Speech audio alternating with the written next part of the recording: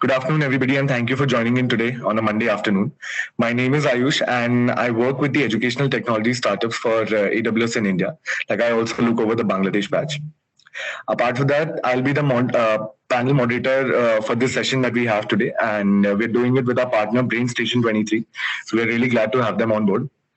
Our panel today would be driving the session on the theme building cost efficient classroom solutions, because I think post pandemic it has become a very important tool where hybrid learning sort of cases, or even like cases where a smart learning, smart use case with respect to, in a classroom environment where we're trying to personalize learning for students, we're trying to get the maximum out of it.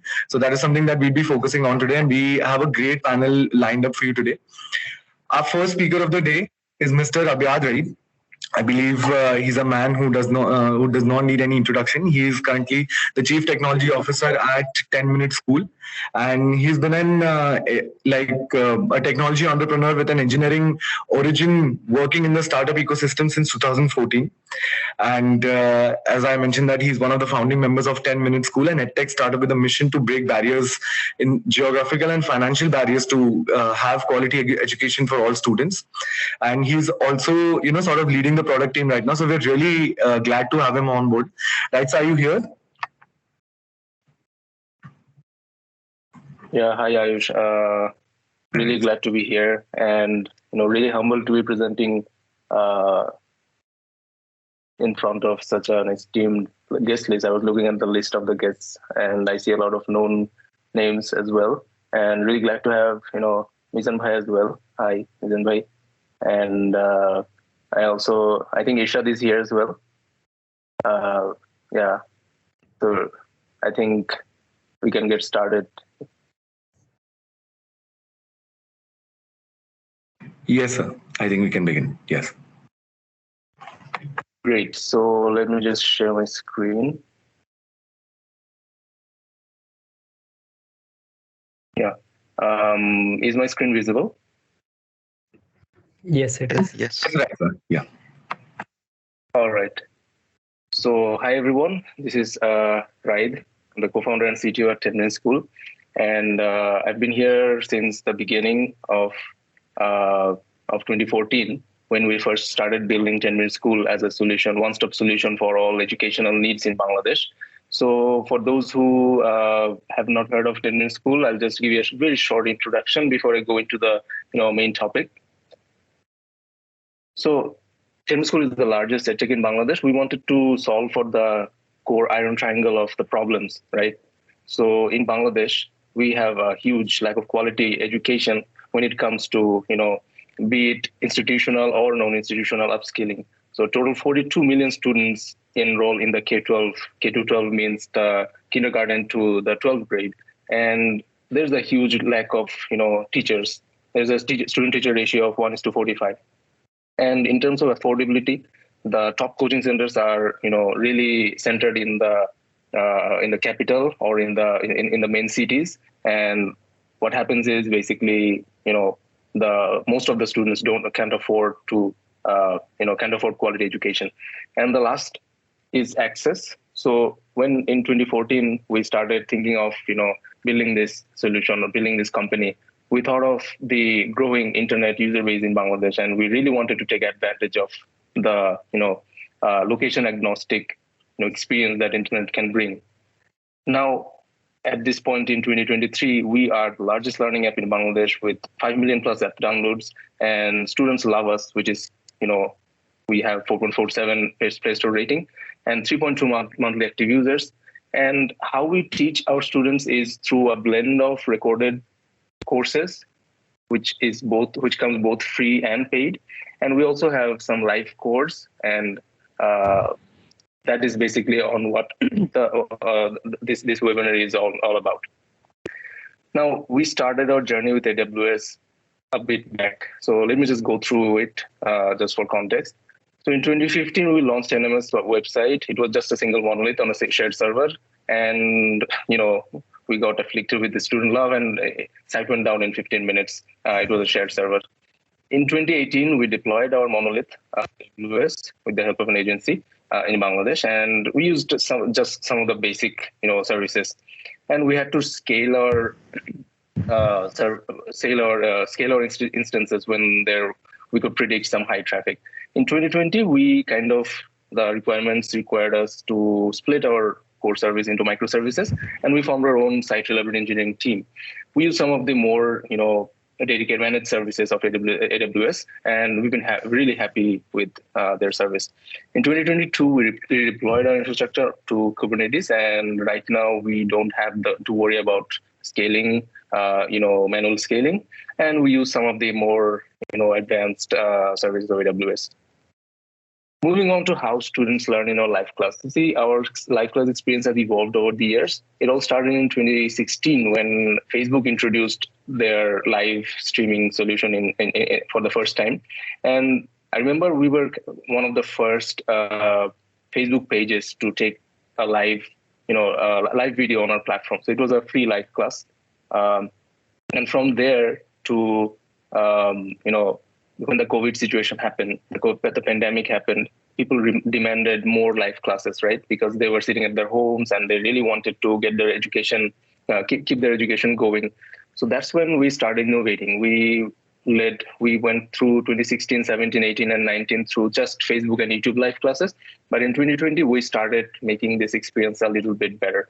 And here's how the live classes happen in our platform right now. So there's a lead teacher who delivers the main class delivery, just like an university lecture.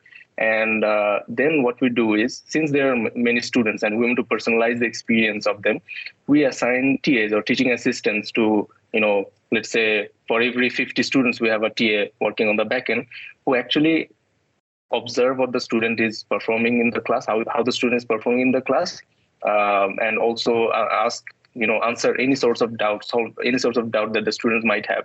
So we have the main class experience, which is communicating with the lead teacher, and each student is assigned a TA that they can privately communicate with so that all of their doubts are solved. And in the class, as we evolved, we realized that there's a need for interactivity, right? So what we did was introduce live pop quizzes so that students can, get their learnings assessed within the class. And then we have, after class CSAT, we basically recognize or try to understand how the class was. Now, moving on to this, history of how this live class experience evolved. So this was the first, iteration when we moved from Facebook to our own platform. There was just two components, the teacher's feed and the class discussion section. Now I'm going slightly more technical. So when we started, we tried different platforms. AWS was one of them at the beginning as well. But we were like moving from Facebook to our own platform, right? And the users had the benchmark of the reliability of Facebook. So we really needed to recreate that in our platform. So what we did at first was try two different solutions and create this experience create this technicality in our players, so that whichever live streaming CDN is giving us the best ping, will get connected to that one. So that's how we deployed our live streaming solution at first. It was HLS, and the initial latency was 12 seconds. That's kind of what Facebook has right now. Facebook has 12 to 15 seconds of latency. By latency, I mean the delay between users' video delivery to what the source or the live class source is. So that's 12 seconds. So one of the cons of this was very high latency, which I marked in red. It was low cost because high latency and streaming, like HLS streaming, is comparatively lower cost, and there was no interactivity, and which was kind of the experience on Facebook. We had the class discussion section where students could comment, and that's how they interacted with the class, but there was no two-way interaction much. And then we evolved slightly, and we started to figure out that there was a need for instant, more real-time communication. So we tried WebRTC at 1 to 2 second latency. And the advantage of that was obviously very low latency. So students could see that their comments or their discussions are being read by the teacher instantly. And, the teachers, I mentioned there are TAs that are trying to moderate the classes and cater to the private questions of the students. So they could also respond almost instantly. So they could feel it, and this really improved the experience. So there was interactivity, and we introduced the pop quiz and poll, and the teachers used to really hype up the students or the class energy by giving these instant pop quizzes. And they used to ask, for example, I'm telling used to, is actually they do it, they still do it. For example, they used to ask, they asked that, how did you understand the topic? And then in the Facebook classes, it would take 12 seconds for this question to reach the audience, and then the audience would answer yes, and then the teacher had to move on, decide whether to move on or repeat the concept. So one of the disadvantages of this WebRTC, just want to mention, it's that because these are WebRTC at a very low latency, you don't have the luxury of having very weak internet connection. So you need a consistent bandwidth both at the source end and at the client end, because in Bangladesh there is this problem that even if you have a very good bandwidth, the internet is jittery, right? So if you don't load like 5 to 6 seconds of a video feed as a chunk, which is the advantage of HLS streaming, you get some rebuffering, and there's some black screen experience when the screen goes black. Zoom and the other WebRTC solutions have improved these a lot, but we face this problem, and whenever these happen, the students really complain that they're not getting a smooth experience, or they're watching the video at a very low quality. So that was our experience with WebRTC. And now the third iteration, what we're doing is we're kind of trying to move to a middle ground. So one of the main reasons for having WebRTC was to improve the interactivity, right? So what we tried to solve with this third iteration is coming to a middle ground with the latency. We have 8 seconds of latency right now, and this is the solution that is built completely on AWS. We used a different solution for WebRTC, and during our first iteration, we tried with 2 different solutions. One of them was AWS. So once we settled with AWS on the third iteration, it's at 8-second latency, and the cost is obviously very low. We worked with the AWS team to get some really good discount, and the interactivity part we solved with individual latency monitoring. And if you see the AWS solution regarding this, there's a lot of metadata that is coming in that you can really use to improve the interactive experiences inside the class. You don't always need to have near real-time latency to build interactivity in the classroom. So that's in short how our live class evolved. And moving on to some of the more technical architecture part. So this is the working of a live class, and see, this is typical for, I think, a lot of use cases, but let me just go through it.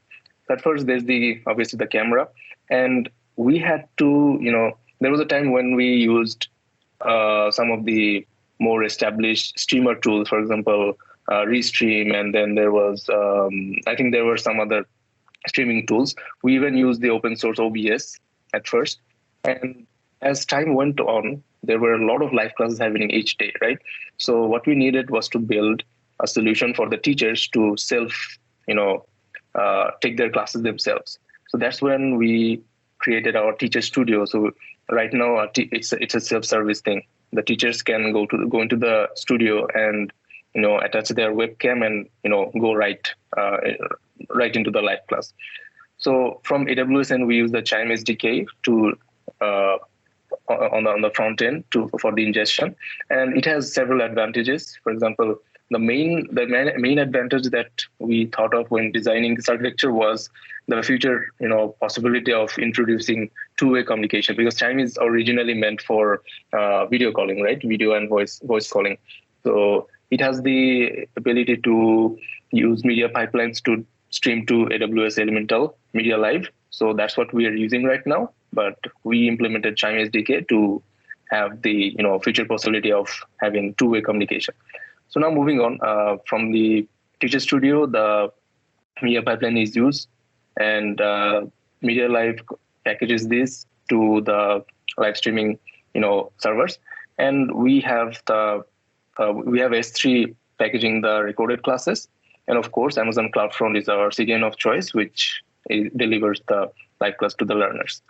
And as I mentioned, there are several real-time events happening in the live classes, and these events are managed through a different solution and also on AWS. And we kind of built the learning experience such that these latency considerations are always, handled by the player, by the client end. So I'm nearing the end of my presentation. So some considerations during the live class design. First, you have to figure out what is the latency that is needed. For example, Amazon IVR, interactive video, I think the IVR solution is Amazon's low latency, solution, and it's probably built upon the architecture of Twitch. So we explored this as well. Of course, the lower the latency, and if you want to experience stability and reliability while having lower latency, you will have to spend a bit more. So we kind of had to, choose the media live solution because of our cost considerations. So it completely depends on your use case whether you need low latency or you can do with some high level latency.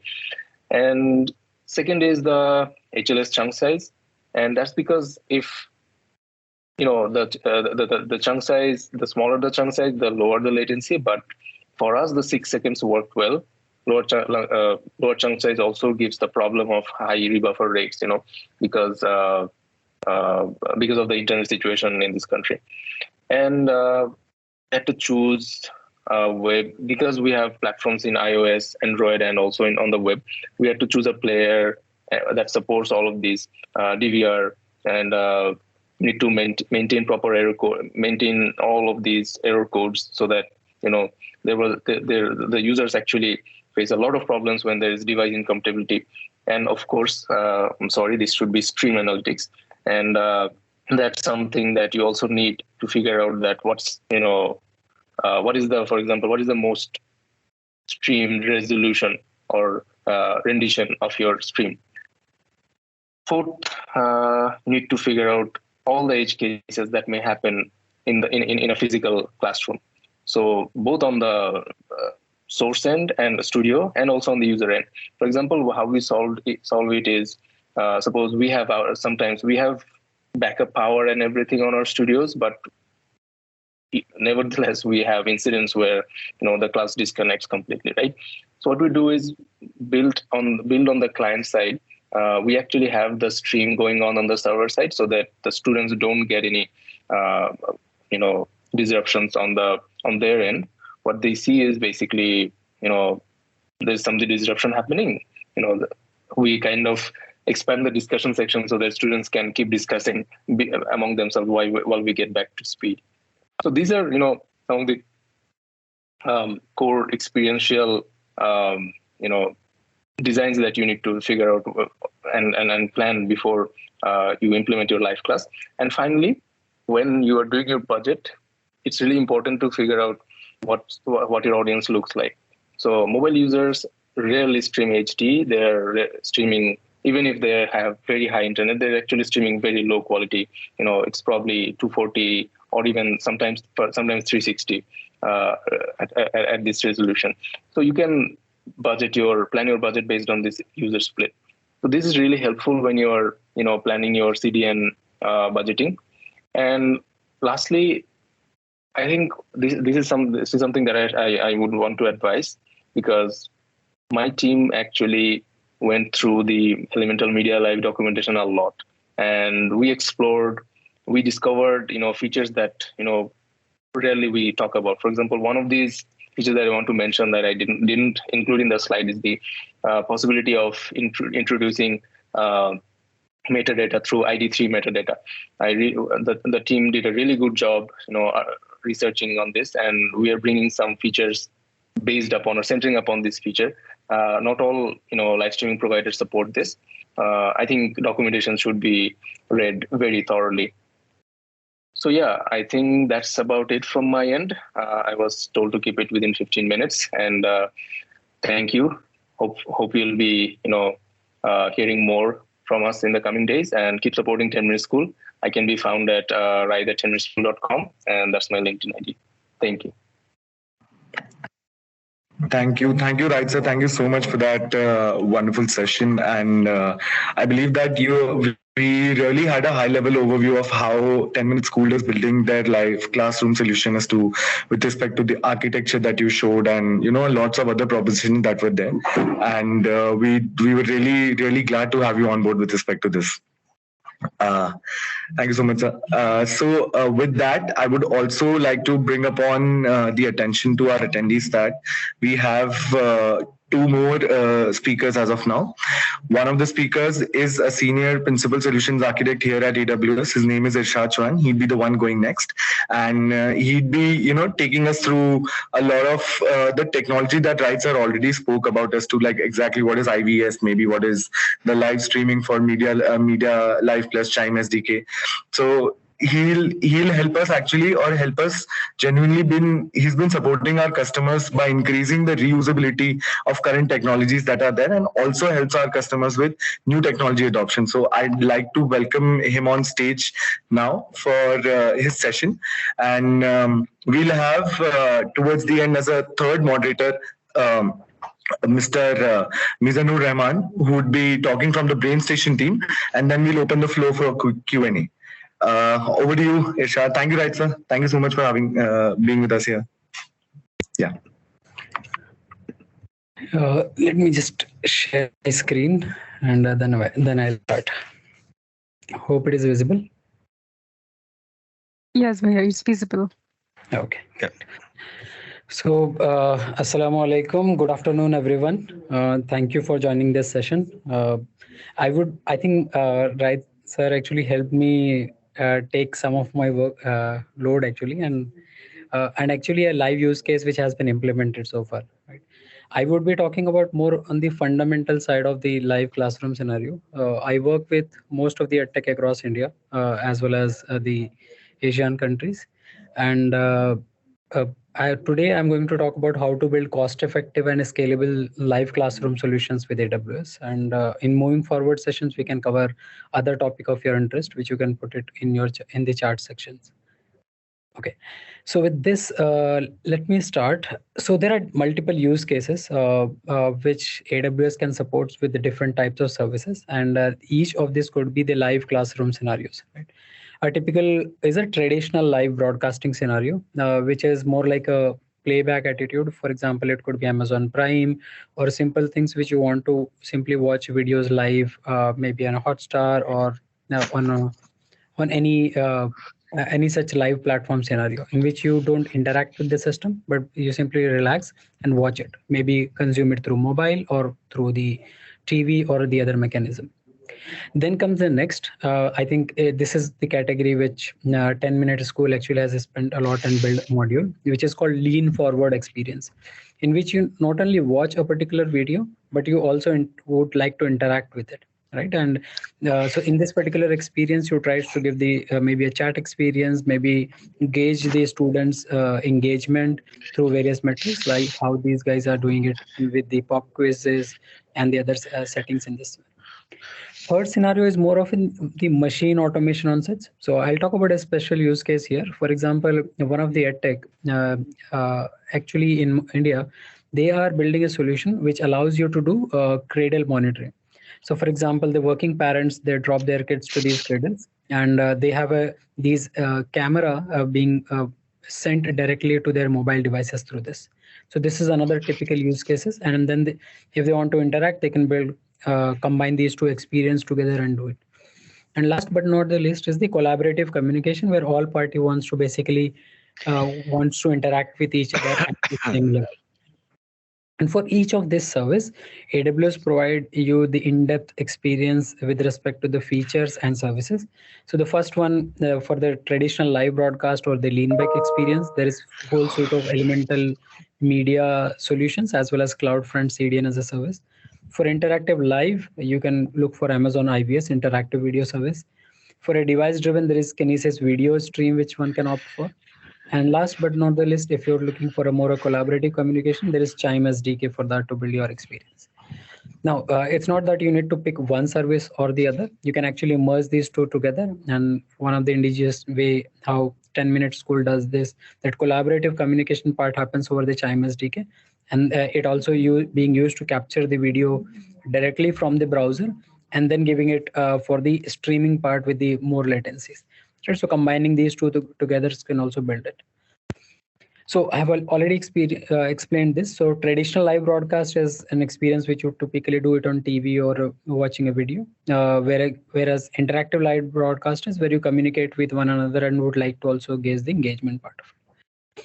So using this typical scenario, I have came across different types of use cases which has been implemented in most of the edtechs in India. I would like to walk you through some of them. Number one is like for education settings. I think this is very much common, and everyone would like to go into this particular mode most of the time. It's like your expert or a teacher or an educator typically connects through the maybe a service like Amazon IVS, which allows you to basically stream your screen as well as your camera feed, and where you can simply teach them.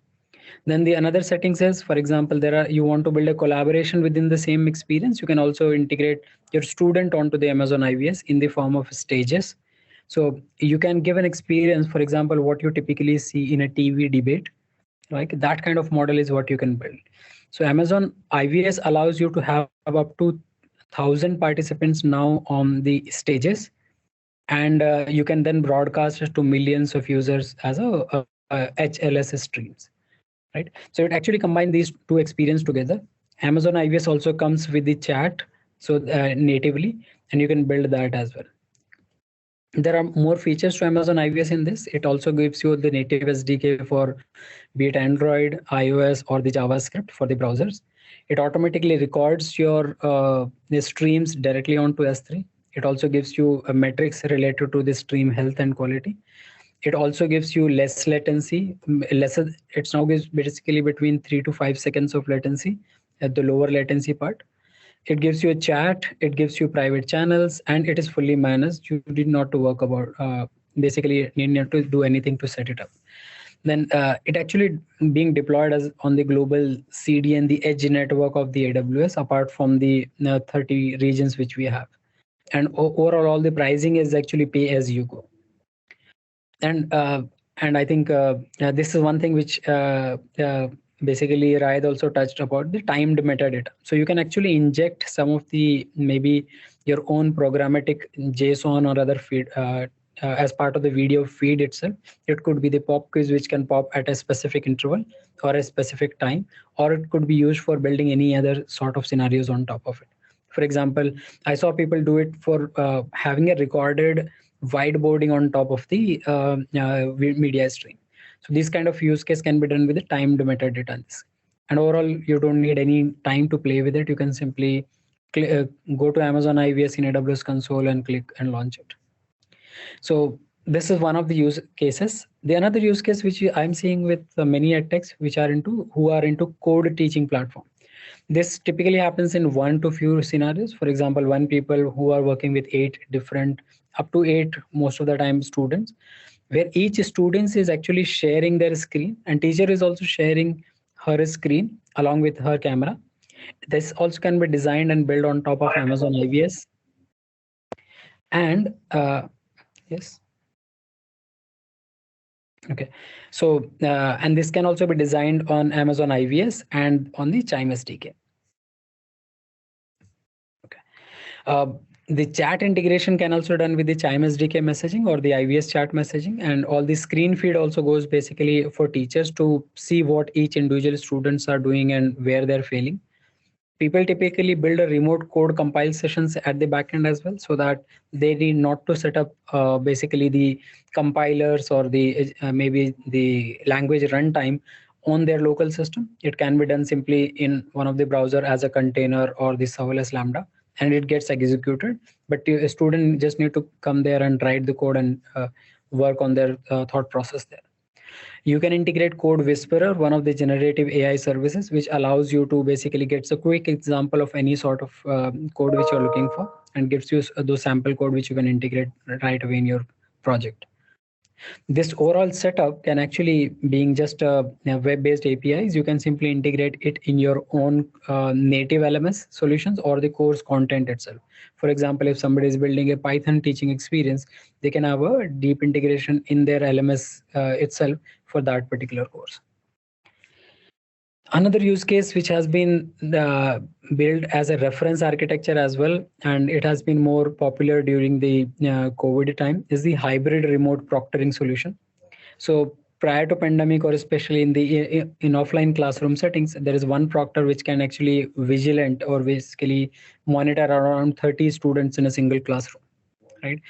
During pandemic, when people started adopting solutions like Teams, Google Meets, or maybe Zoom, it was difficult for them to monitor more than 9 or 10 students at once online and still be able to justify for the proctoring need for the exam. So there comes the solution of basically combining the artificial intelligence and humans together, because you cannot simply rely on artificial intelligence to take a call for a student's life, right? So this is a solution which has been built using Chime SDK.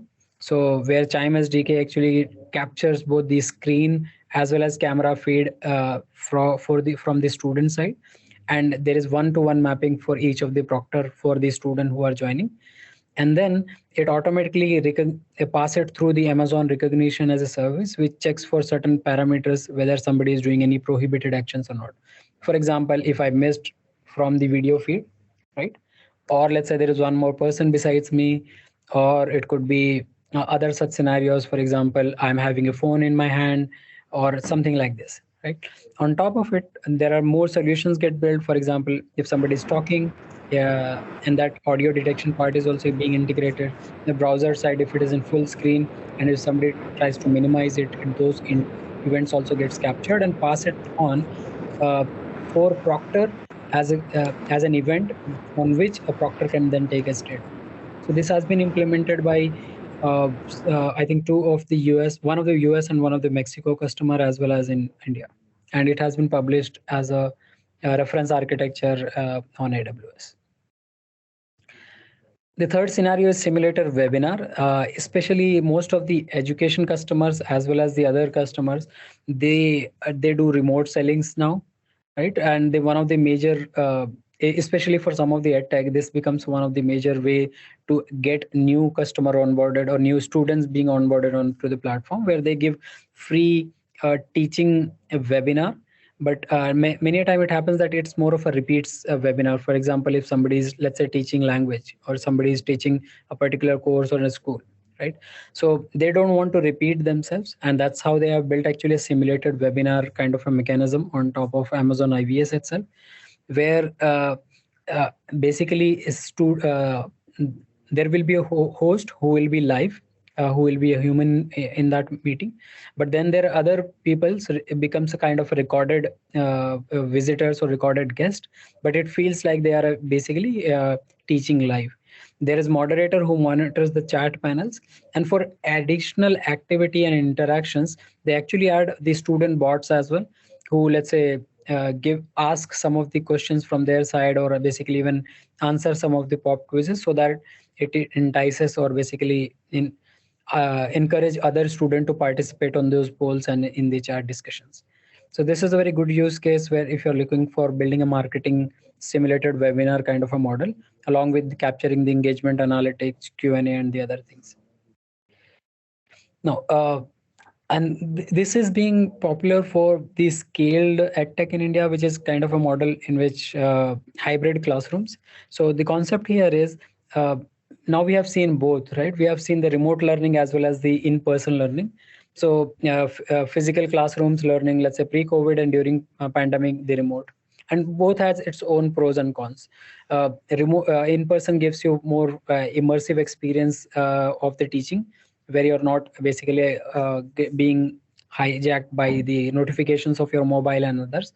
Whereas the remote learning gives you more metadata to captures, and as everything being recorded, right? So the concept is coming where it's more of a hybrid classroom kind of a concept, where teacher, let's say, is sitting in one of the city in India, Bangalore, and she is teaching student in tier 1 cities, tier 2 cities, as a cohort, maybe tier 1 city, there is one center in Mumbai, India. Then there could be another city in India where the 30 students are sitting, and each will have assistant teachers in those locations. But your premium super teachers is actually sitting in Bangalore and delivering these lectures. They are also using on top of it Amazon transcribes, one of the service which allows you to take video or an audio as an input and generate a transcript of that, right? And what it does basically, on top of this transcript which has been generated, it can actually create a summary of it, right? And then summary can be sent to all the students at the end of the lecture, or the students who missed this lecture, right? It could be that from that same transcript summary which we have generated, I can actually generate a automatic questions from it using the generative AI models, right? So I think most of you guys would be using Chat GPT in one form or the other, or the other platform like Google Bard for the manual integration. But the AWS also gives you a similar platform called as generative AI, and we do have a lot of foundation model which basically captures and keep all of your data intact and within your own AWS account. And also it gives you an ability to basically train your model for your own data, so that these models are more accurate and more quality for your particular use case, right? So that's how it's built. So it automatically identify based on what topic it has actually taught, right? It also yeah, basically capture to gauge the efficiency based on many factors, such as, let's say, what are the level of questions being asked during the classrooms, right? If questions are very primitive with respect to the topic, or is it like an intermediate or advanced in terms of the question, right? It also generates the question being asked from the students, and then make it documented inside the your FAQ question bank. And last but not the least is the translation, which uses the Amazon Translate service for the transcription, which has been generated for the other languages to help the students to get more feel in their native languages. So this is one of the use case, and this has been actually showcased in the AWS Summit in Mumbai, which had happened recently, where this is the typical use cases where the generative AI is also using it. So which allows you to generate content or generate the transcript. It also generates summarization. One of the common use case what I saw where people are utilizing images for two particular reasons. One is if you are curating the content for K8 and below especially, and you would like to find out different images for each segment, right? Maybe you want to show a solar map, right? And then you want to do that, or how you would be, how you will look towards the sun when you are, let's say, at a moon, when you're sitting at the moon, right? If you pass this parameter, basically generative AI tries to generate an image which can be shown to the student to build their visibility, right? Those are the cases.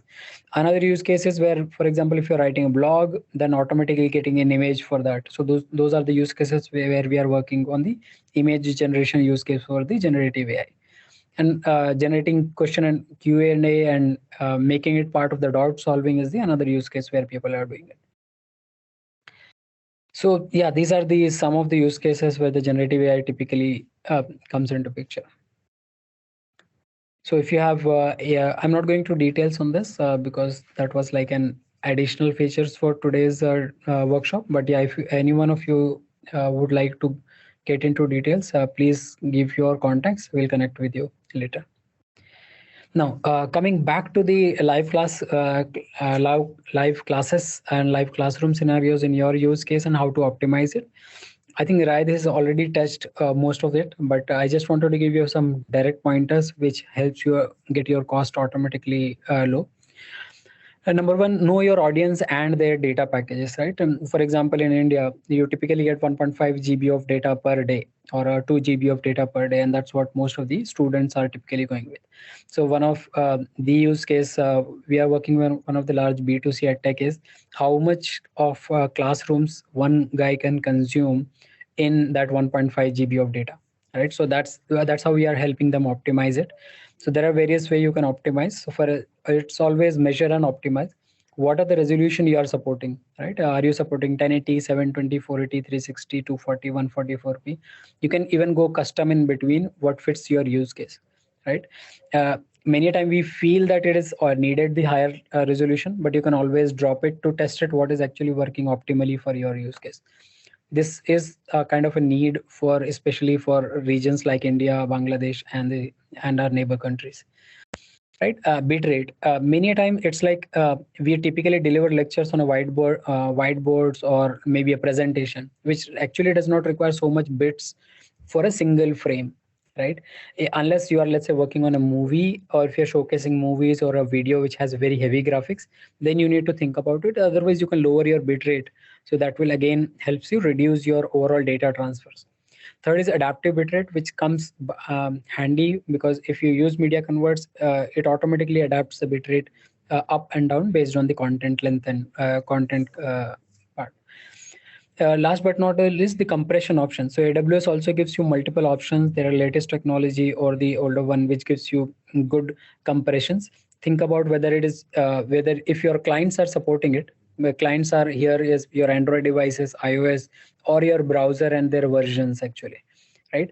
So you can think about if you are supporting it, you can actually build one more maybe a rendition, especially to target the higher compression videos as well. Okay. Uh, with data transfer, yes, please connect with us if you have a good volume. You can go into CloudFront private pricing options with us, or get into the savings bundle, which allows you to directly gives you 30% discount if you are able to, let's say, commit certain volumes. For anything which you are storing in the S3, there are concepts of optimizing with tiers. So, for example, S3 standard is the highest tier, which gives you the highest availability and uptime. And the frequency, but it gives you certain cost. But you can always go till Glacier Instant based on if infrequency of data. So I typically say if you're accessing any data once in a month, you go to Glacier Instant, which is itself again gives you your file back within milliseconds only. So there is nothing which goes on the uptime and the availability for your objects, right? Then goes the one tier above. If you are accessing certain file maybe just once in a week, right, that there goes the S3 infrequent access, and then there is S3. And if you're not sure which tiers it goes, especially for media object, it makes sense to simply opt for S3 intelligent tiering, which automatically optimize your cost based on their access pattern. And yes, go through the documentation or connect with us, which allows you to optimize your media convert job and the configuration. And you can also get the reserve instance to get more savings on top of it. So these are some of the tips from the video and live classes, specifically focusing from the elemental media and the media services. But if you're working in the any architecture, do connect with us. We can help you with this. On the security part of it, I just want to touch what are the options you can have. Again, know your audience and your content value. You need not to invest heavily if you feel that your content value is not so high. If you are simply not reusing your content again and again, there could be different level of settings or security which you can apply. If your audience are only consuming, let's say, things only from mobile, then there are less possible chances that you need not to put up so much rules. But yes, then you can go with the private SSL and the other options on top of it, right? uh, uh, Also, disable video downloader from the browser. This is more of a JavaScript functions which you can do, and you can disable this. Put referrer into place so that at least some level of deterrence happens from there. M3U8. Hey, don't put the full 1 GB videos as a single MP4. There's a concept called as media playlist, M3U8, which basically what it does, it segments your file into a 10-second video. And instead of a full 1 hour video as a single file, it basically, if you simply do this, it becomes harder for people to download it either easily, right? Then put up rate limiting and throttling for each user as the IP address. For example, this is what we were discussing earlier as well with one of the tech, that a student typically consume how much data on a day, right? It could be, let's say, maximum of 1 GB in an hour maximum, right? And maybe 3 GB in a day. So you can put those kind of limits if somebody is not actually trying to download the all data from a single day, right? Fingerprinting. Put the video. There are a lot of APIs, open source as well as paid, which are available, which allows you to put video fingerprinting on the object. This does not allow them to basically deter, but if somebody downloads the video, you will be able to find out from which particular source it has been leaked. And last but not the least is the DRM. So if, this becomes kind of a paid service where you can actually enable the DRM on top of video so that it allows the with the live authenticated playbacks only. And yes, mix all the above to get the security what you're looking for your video use case. I just want to end my talk with one of the basically case study from Physics Wala. It's one of the largest unicorn edtech in India, and I've helped them basically deliver on a single classroom 1.25 lakh student on a single live classroom on the similar setup of what 10-minute school has actually. So not the Chime SDK part, but the elemental media, they're actually able to deliver up to that scale there. So yeah, they do deliver a lot of lectures on top of it with the cost and affordability for the similar markets of India and Bangladesh. And with this, what's your idea to build? Feel free to comment that in chat. And if you would like to connect with us later, happy to help. This is my LinkedIn profile, linkedin.com/Irshad Chauhan if you'd like to connect. Thank you. Back to you, Ayush. Thank you, Shad. Thank you for touching upon as to what are the different sorts of elements that we can use while building a live classroom. And I think in terms of security also, like adding a lot of securing your content has also become one of the most important things that we're seeing in, our customers are adopting to like preserving their own content. And with that, I would like to introduce our final panelist for this afternoon session. His name is Mr. Mizanur Rahman. He's the director and CTO of BrainStation 23, and he's also himself like he has 8 certifications, cloud professional certifications, and also the founder of Amazon Web Services user group in Bangladesh, who himself, in his own words, is a very big cloud enthusiast. So, would like to call him to present his end of the session, sir. Mizanur, sir, are you here? Yeah, I'm here. Yeah, sure. Am I audible? Yeah, definitely. Okay, please. Great. Just a moment. Just adding for reference, if there are any other questions, we have our team monitoring the chat itself. You can please post the questions regarding anything like as to what Right sir or Irshad or maybe even Mizanur sir will speak on. Thank you. Is my screen visible? Yeah. Yes. Yeah. Okay, great. So first of all, thanks Ayush for arranging this session. And Bhai, you have explained the journey really beautifully, and thanks a lot for that. I think I got to know a lot of things about the whole journey. It's amazing. And regarding Irshad, the in-depth knowledge and also different case studies, I think it's really helpful for everyone who are attending here. So this is a BrainStation 23. So we are advanced consulting partner of Amazon Web Services. And we are also enlisted OL Architect partner for doing OL Architect review. So we started back in 2006 with only 2 people. Right now we have 700 plus people. And about us, about me, as Ayush mentioned, I am big enthusiast of cloud, especially AWS, and I am working as CTO and director in BrainStation 23 and also AWS APN ambassador. And I have 8x AWS certification. It's not about it's all about, I wanted to learn more. So I saw that if I go for cert, it will be helpful to have that, predictable kind of learning time. So that was the direction.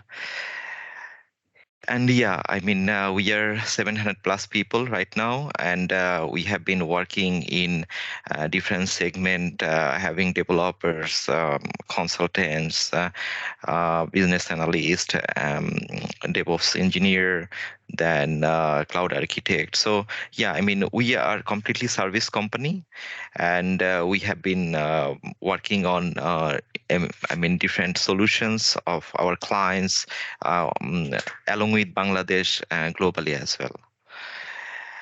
And yep, these are few clients we have been working in more than 17 years. We are closely working with amazing clients. We are trying to provide different services to add values and create a win-win situation, and continuously adopting disruptive technologies. Like nowadays, as Ishad mentioned, like generative AI is like hot topic. So we have been heavily exposed to that. Uh, Technology disruption.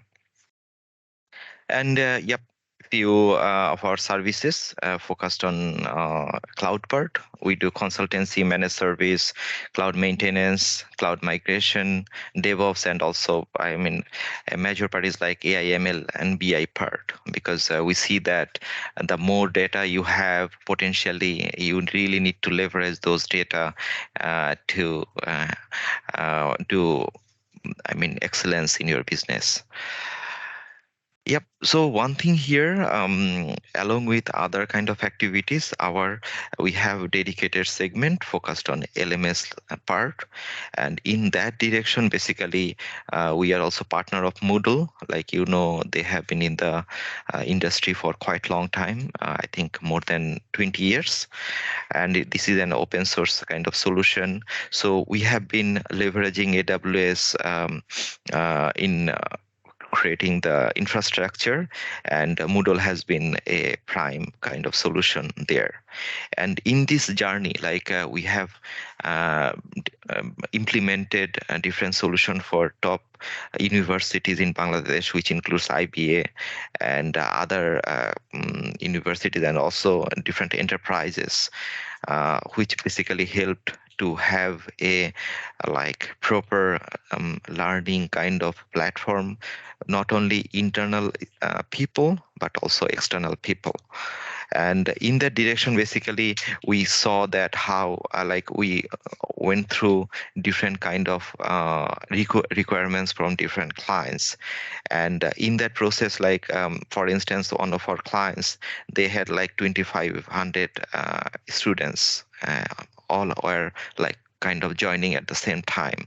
So they were asking if we can have a solution so that we can have the automated attendance system, not go into more ad hoc kind of activities. So to do that, we have leveraged AWS services like Amazon Recognition to make sure that we are being able to do the attendance part smoothly.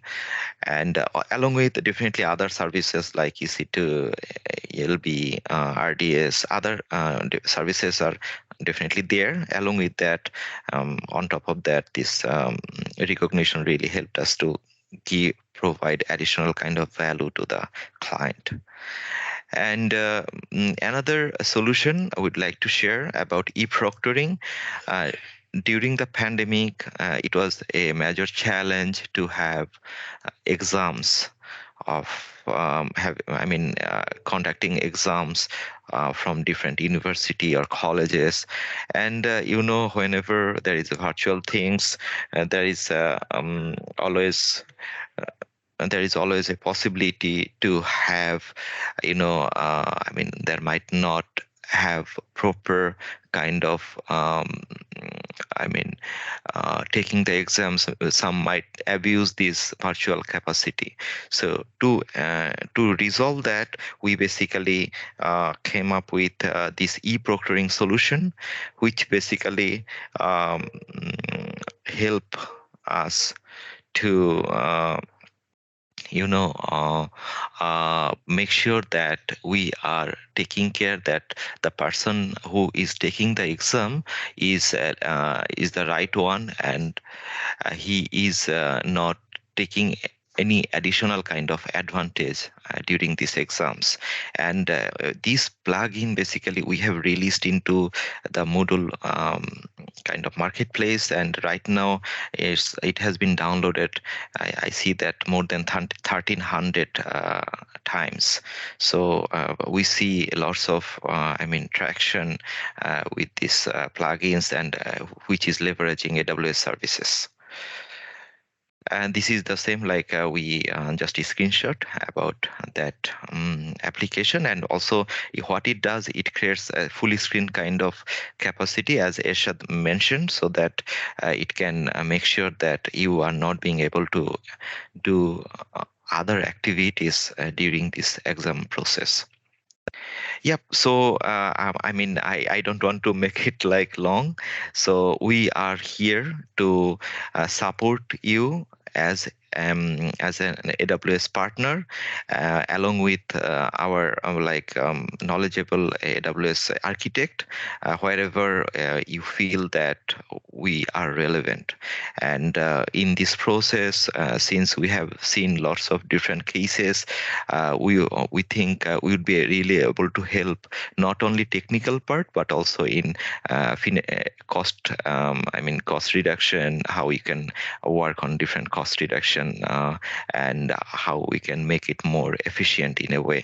And along with that, as I mentioned, that we are also well architected review partner, which basically help to review your existing solution hosted in AWS, so that you really can. There is like 6 pillars like security, then availability is there, then costing part is there, optimization part is there. So with that review process, basically you really can get like where are the potential scope to do the improvement. And interesting part is, as like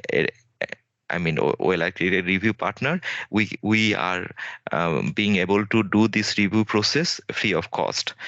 So I think whoever you are, here who would like to review it, you can definitely contact us so that we can review that and we really can add value in your business. Yeah, I think that's all I wanted to share. Yeah, over to you, Ayush. Thank you, Mizanur sir. Thank you so much for giving us insights as to how we can, and even other edtechs can leverage AWS and your services with respect to when it comes to, adding value for their own students, their learning journey, and how to manage their own AWS architecture. I would request all of the attendees to once just check the chat. We have sent a feedback form here, so it'll be more than like it'll be very valuable for us if you can just have, so that we can have more of these sessions. You can just fill in the feedback. It'll not take more than 2 minutes. Apart from this, we have one question from Mr. Rakibul Hassan. He's asking, how can AWS services help manage and track student attendance, progress, assessments in live classrooms? In addition to that, can it be a good decision to take AWS services on a small scale growing startup? Ichad sir, if you want to take that.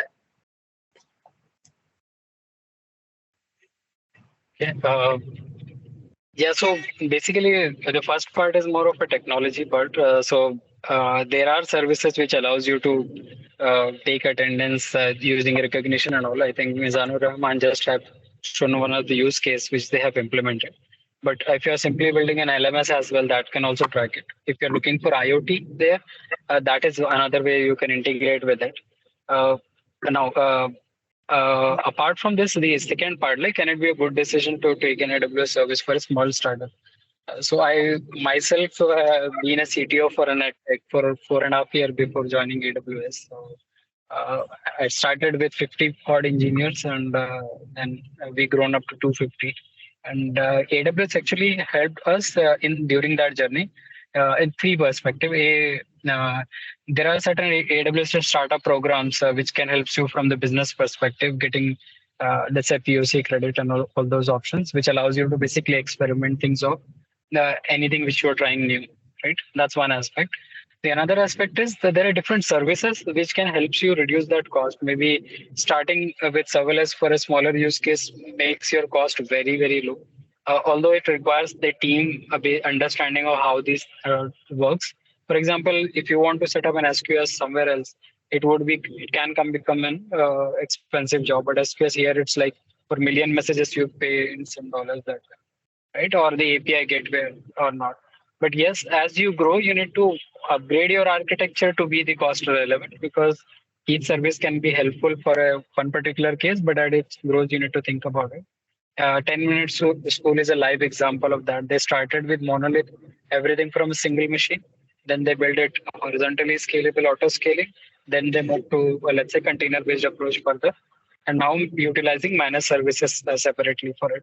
So, and then there are a lot of small, for small scale service, there is light sale as one of the service which you can get in the same package. You get a CloudFront, a CDN, as well as database, and this with a fixed amount of basically money which you can spend.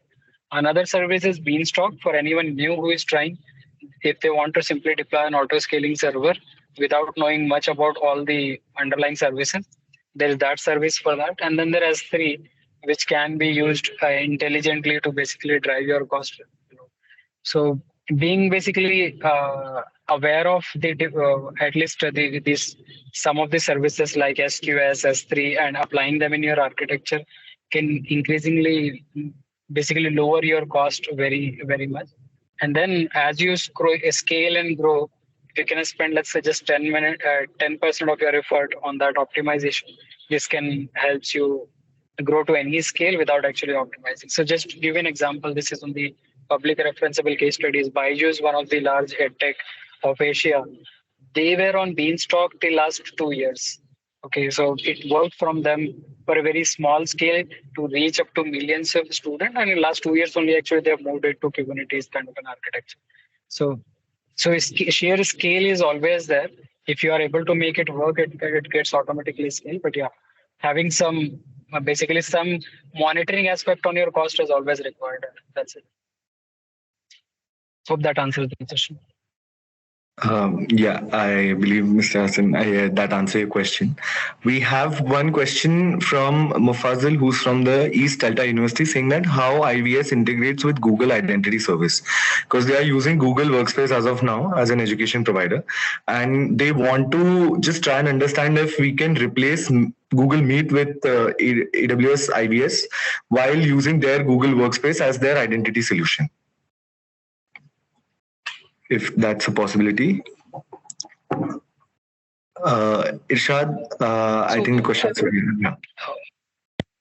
Okay, sure. So technically you can replace, but I typically ask everyone who is running their live classes on Zoom, MS Team, Google Meet, or let's say Chime app part of, right?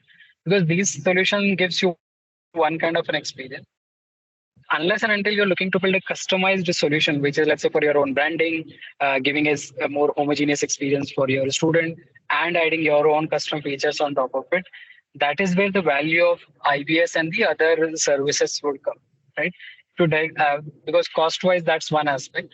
Second, now the technical part of it, yes, you can integrate because IBS gives you the backend platform of scaling backend systems and all. Whereas the authentication is just one part of it, which can easily integrate it on top of it.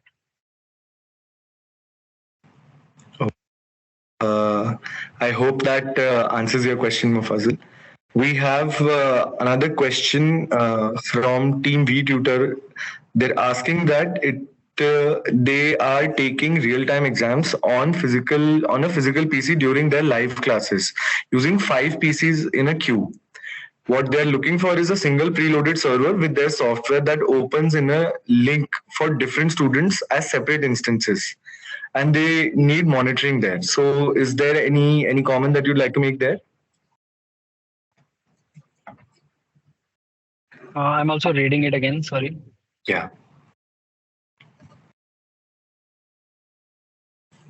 So proctoring, so if I talk from the domain perspective, right, the proctoring, there are two types of proctoring which typically happens. One is active proctoring, which we do live. And then there is passive proctoring, in which you simply record things up and then run that analysis later, right? So so explore passive proctoring here as well. And second, when you have actually your own PC, let's say these 5 PC in a queue, this actually been done by one of the edtech who works with the government to deliver their exam online. Okay, so so what they did basically, they actually take up some more context on top of it. For example, they set up the certain firewalls rules which only allows you to act with certain services. and there is Safe Browser Exam plugin. I would suggest try out that. And I'm not saying you need to use it, but get a cue from it, or basically you can get inspired from it, that how it allows you to not to run any other service if this is running, allowing you to detach it from any secondary monitors and capture the network. There are more things which you need to do outside of the AWS purview to capture that data. And then AWS can be used to basically get those data real time on the server and then analyze that log, that if anyone is doing any mischievous on the networking level, or what is the pattern of, let's say, which particular screen was visible and all.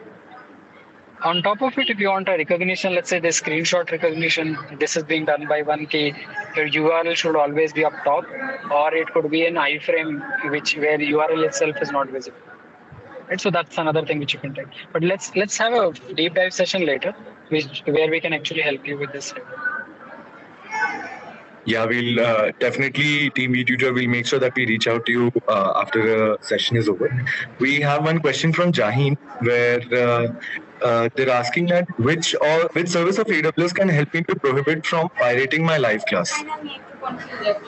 Okay, so this last slide actually tries to cover that only. Means one silver bullet cannot solve this. And again, anything on internet can be pirated. It can be reduced your number of piracy basically. So 99% of the cases, if you're okay with DRM and fingerprinting, can actually helps you reduce larger extent. But you can use other solutions, part of it of that list. We can do that. I've shared a PDF. Maybe we can share it later with you guys of the same slide. But yeah, that will give you an idea that how we can actually utilize this. And if you need any help, let's say how to implement each of this for the public domain, you can find it in on the internet. From AWS side, we can help you that. Yeah, definitely. We definitely can look into that. And we have a question from Mr. Rashidul Hassan, where he's asking that for streaming bandwidth cost was a big obstacle in Bangladesh. Has AWS now deployed its edge servers in Bangladesh itself?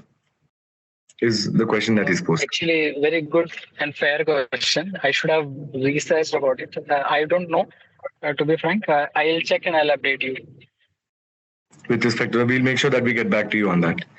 Okay, I believe if there are any more questions, please post them in the chat. I'd request everybody to please also share their views on the feedback form that Lamia has sent.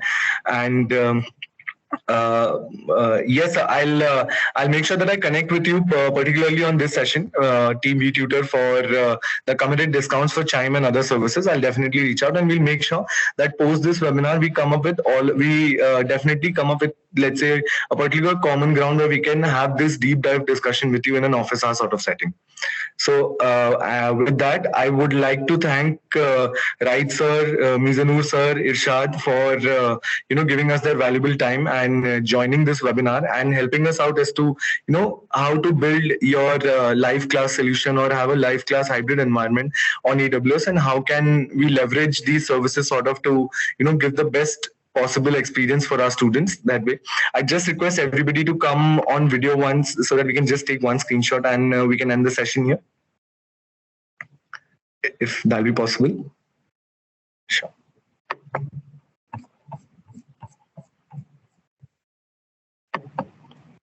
Right, sir, are you there? I don't know if that's possible. Yes, here. Sure. Oh, okay. I think Irshad was already traveling. I think Irshad is in Bangalore and he was earlier in Hyderabad. So we're just trying to attend. Thank you so much. Right, sir, if you could just come on camera once, I think we'd be able to take one screenshot and end this session for everybody. I think Raidve is already there. On camera? Okay. Yeah. I believe then our team has already taken the screenshot here. Thank you so much. Thank you so much, Team Brain Station, specifically for helping us organize this and reach out to other customers and educational technology startups in Bangladesh. Thank you, Irshad, for giving us your valuable time. And Right, sir, thank you it was lovely and so wonderful to have you on board with us here. Thank you so much, everybody. Have a nice day. Bye-bye. Thank you. Take care.